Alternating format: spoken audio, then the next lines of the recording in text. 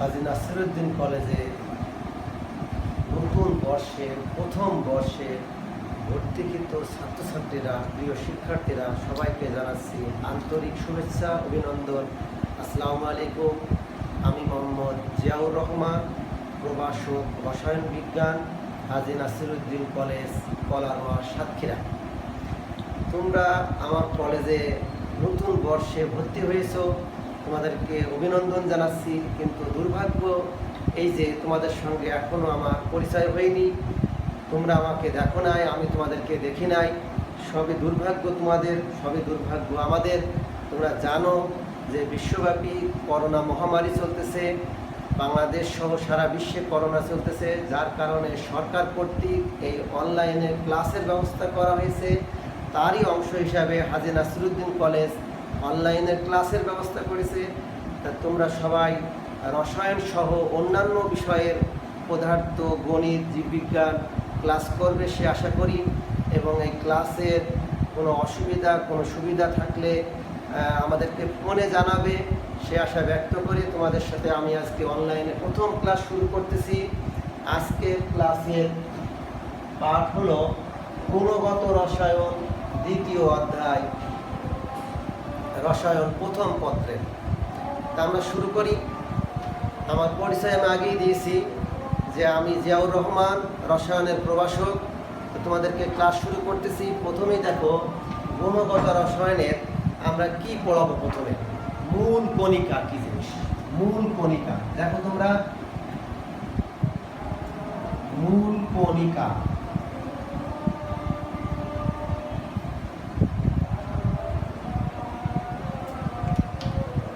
মৌলিক পদার্থের ক্ষুদ্রতম কণিকার নাম পরমাণু। মৌলিক পদার্থের ক্ষুদ্রতম কণিকার নাম পরমাণু। প্রতিটি পরমাণু অতি সূক্ষ্ম ক্ষুদ্র ক্ষুদ্র কণিকায় বিভক্ত। তাহলে আবারও বলতেছি, মৌলিক পদার্থের ক্ষুদ্রতম কণিকার নাম পরমাণু। প্রতিটি পরমাণু অতি সূক্ষ্ম ক্ষুদ্র ক্ষুদ্র কণিকা দ্বারা গঠিত। এদেরকে বলা হচ্ছে মূল কণিকা। মূল কণিকা হলো স্থায়ী মূল কণিকা আর অস্থায়ী মূল কণিকা।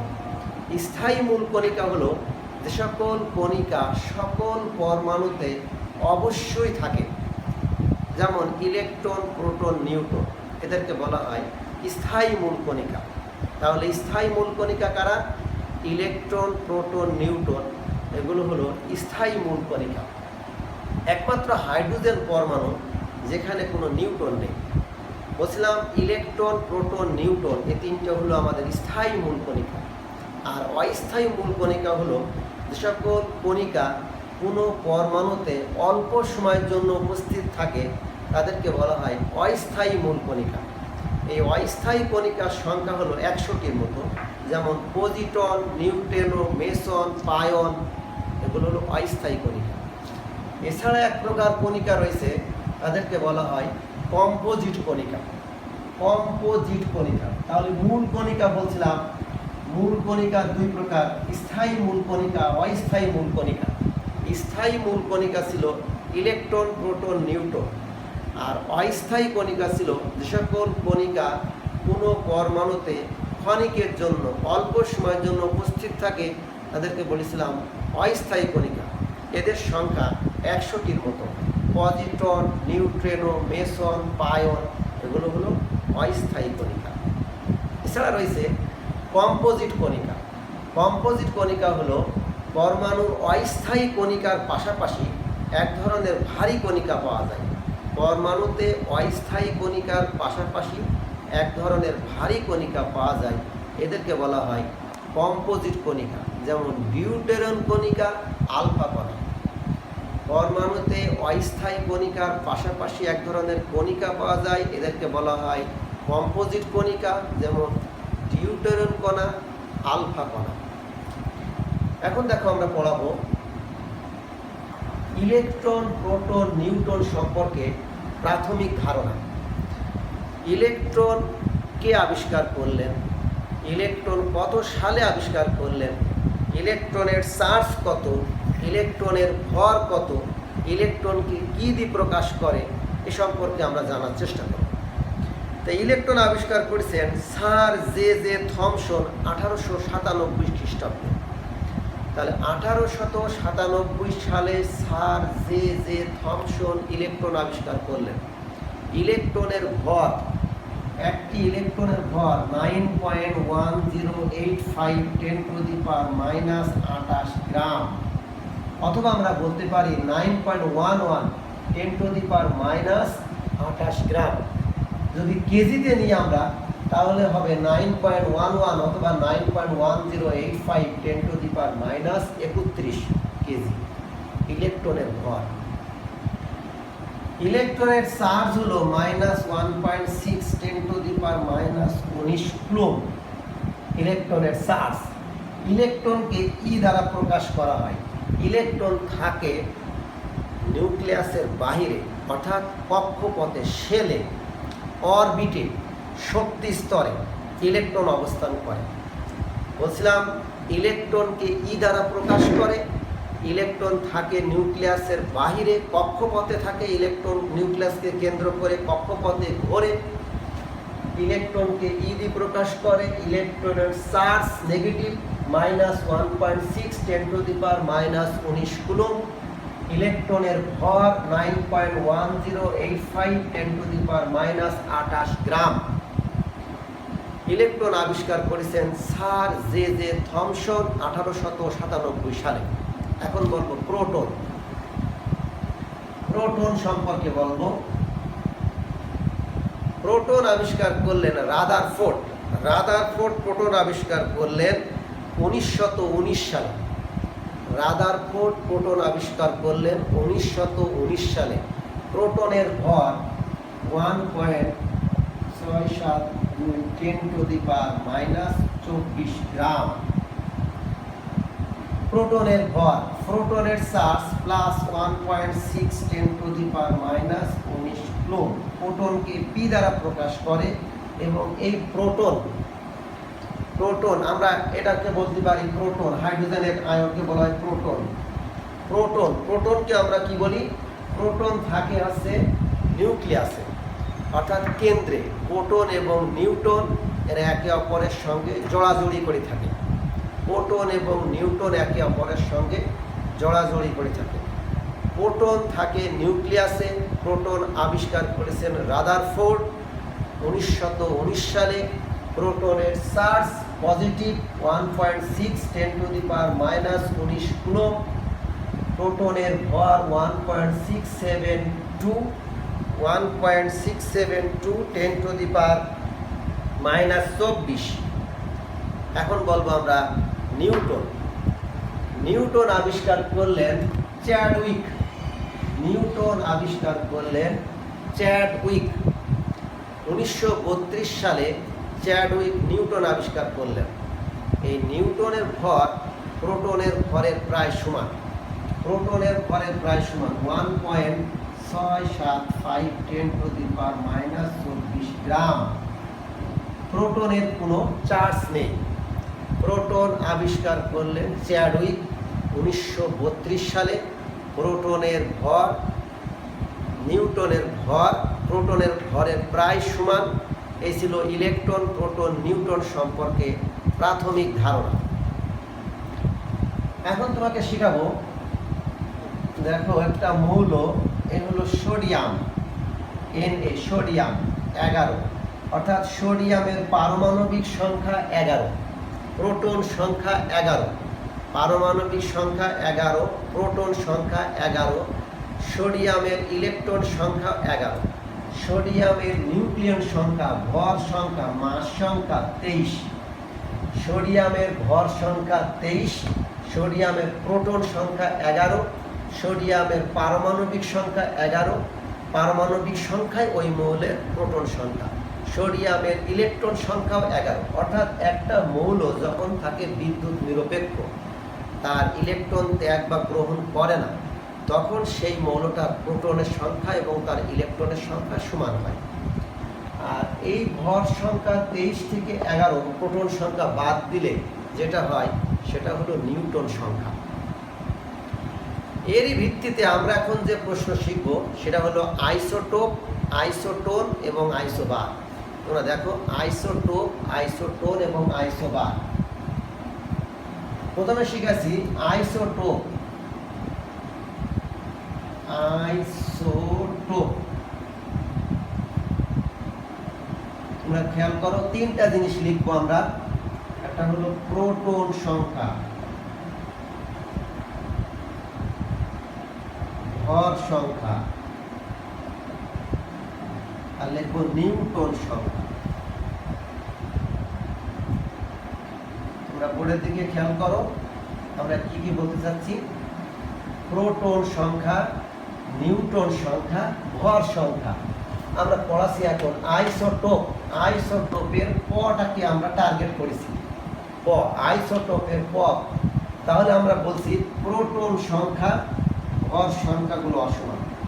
তাহলে যে সকল মৌলের প্রোটন সংখ্যা সমান, বোর্ডের দিকে খেয়াল করো তোমরা, যে সকল মৌলের প্রোটন সংখ্যা সমান কিন্তু ভর সংখ্যা এবং নিউটন সংখ্যা সমান নয়। যে সকল মৌলের প্রোটন সংখ্যা সমান কিন্তু ভর সংখ্যা, নিউটন সংখ্যা সমান নয়, তাদেরকে বলা হচ্ছে আইসোটোপ। দেখো, যেমন হাইড্রোজেন, হাইড্রোজেনের পারমাণবিক সংখ্যা 1, মানে প্রোটন সংখ্যা 1, আর হাইড্রোজেনের ভর সংখ্যা 1 হয়, 2 হয়, 3 হয়। তাহলে আমরা বলছিলাম যে এখানে নিউটন সংখ্যা 0, এখানে নিউটন সংখ্যা 1, এখানে নিউটন সংখ্যা 2। তাহলে সব ক্ষেত্রে প্রোটন সংখ্যা একই, ভর সংখ্যা ভিন্ন হয়েছে, একটা 1, একটা 2, একটা 3। নিউটন সংখ্যা ভিন্ন হয়েছে, প্রথম ক্ষেত্রে নিউটন সংখ্যা 0, দ্বিতীয় ক্ষেত্রে নিউটন সংখ্যা 1 এবং তৃতীয় ক্ষেত্রে নিউটন সংখ্যা 2।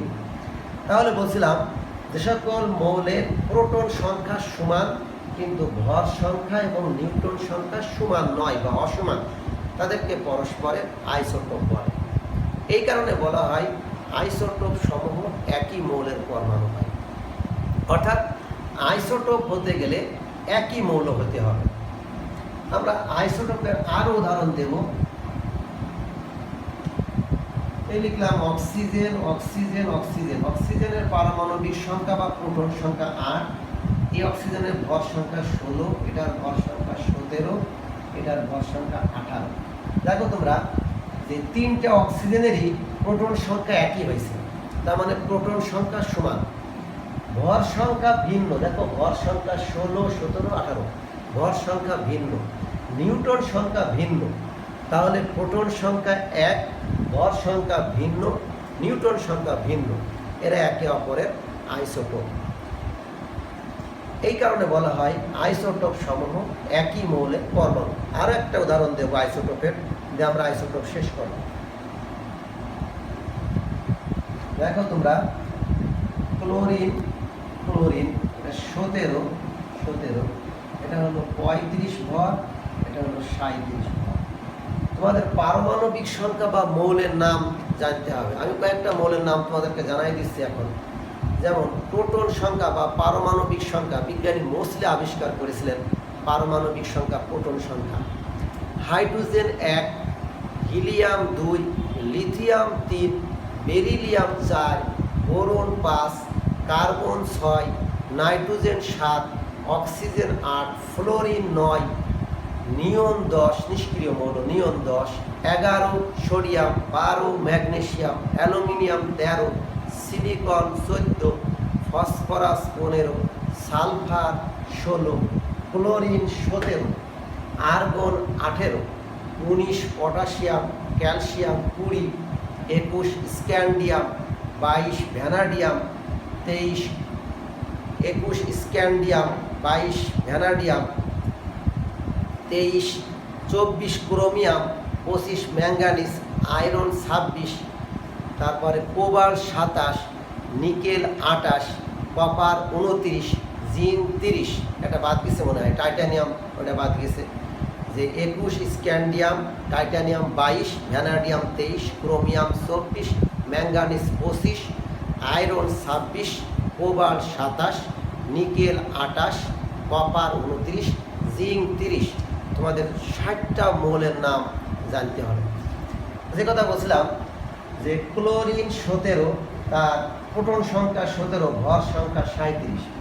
এই ক্লোরিনটার প্রোটন সংখ্যা 17, ভর সংখ্যা 35। তাহলে ভর সংখ্যা ভিন্ন হয়েছে, প্রোটন সংখ্যা একই হয়েছে, নিউটন সংখ্যা ভিন্ন হয়েছে। এখানে 35 থেকে 17 বাদ দিলে হয় নিউটন সংখ্যা, এখানে 37 থেকে 17 বাদ দিলে হয় নিউটন সংখ্যা। অর্থাৎ প্রোটন সংখ্যা একই, ভর সংখ্যা নিউটন সংখ্যা ভিন্ন, এরা একে অপরের আইসোটোপ। আমরা পরেরটা শিখবো আমরা আইসোবার। এখন আমরা শিখবো আইসোবার।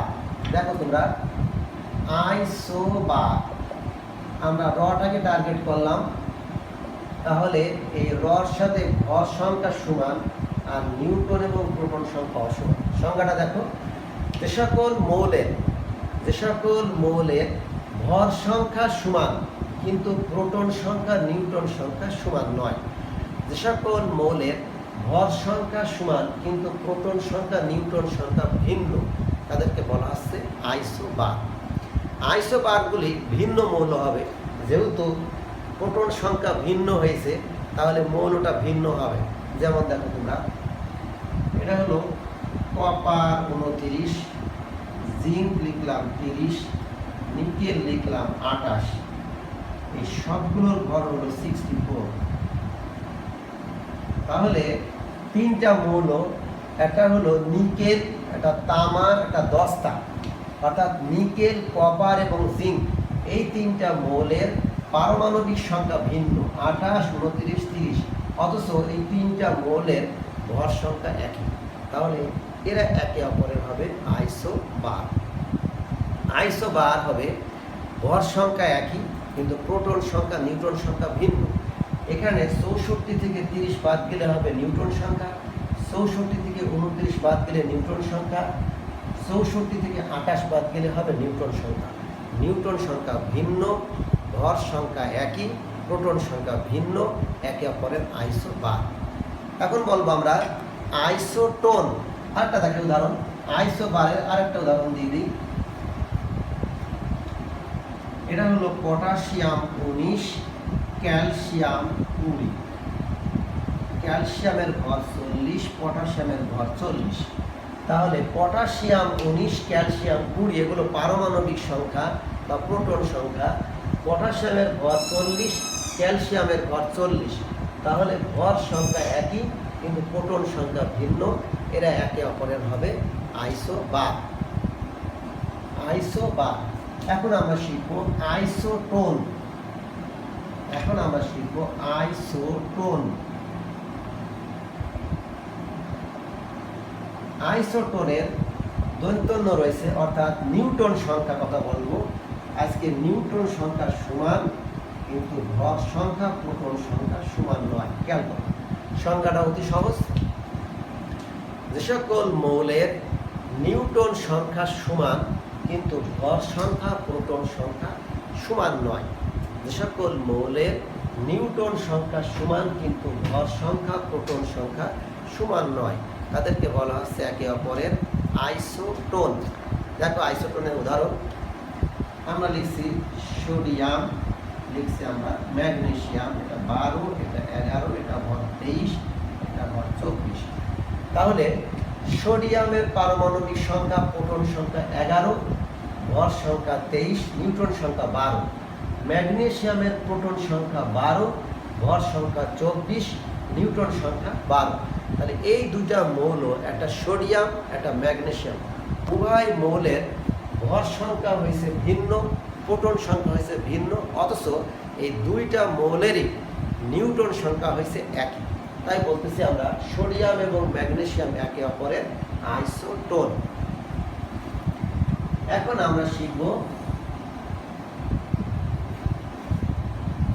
কতগুলি মতবাদ আছে। রাদারফোর্ডের আলফা কণা বিস্ফোরণ পরীক্ষা, রাদারফোর্ডের আলফা কণা বিস্ফোরণ পরীক্ষা আছে। তারপরে আছে বোরের পরমাণু মডেল আছে, আর আছে আমাদের ডাল্টনের মডেল। তোমাদের ইন্টারমিডিয়েট সিলেবাসে আছে রাদারফোর্ডের আলফা কণা বিস্ফোরণ পরীক্ষা, তার স্বীকার্য এবং সীমাবদ্ধতা। এছাড়া আছে বোরের পরমাণু মডেল তাদের স্বীকার্য সীমাবদ্ধতা এবং তাদের ব্যর্থতার মূল কারণ। আমরা কতগুলি জিনিস শিখবো আগামী দিনে। আজকে তোমাদেরকে প্রথম ক্লাস, তাই আইসোটোপ, আইসোটোন, আইসোবার এই তিনটা দিয়ে আজকে শেষ করব। তোমরা ভালো থেকো, সুস্থ থেকো, করোনার মধ্যে সাবধানে থেকো। খুব শীঘ্রই আমি আশা করব তোমাদেরকে ক্লাসে যদি নিয়ে আসা যায়, যদি করোনা পরিস্থিতির উন্নতি হয়, সেই আশা ব্যক্ত করছি। তোমাদের জন্য দোয়া করি, তোমরা আমার জন্য দোয়া করো যাতে করোনা পরিস্থিতির উন্নতি হয় এবং আমরা স্বাভাবিক ক্লাসে ফিরে আসতে পারি, তোমাদেরকে সরাসরি ক্লাস নিতে পারি, সেই আশা ব্যক্ত রেখে আজকের মতো ক্লাস শেষ করছি। ভালো থেকো সবাই। আসসালামু আলাইকুম। আল্লাহ হাফেজ।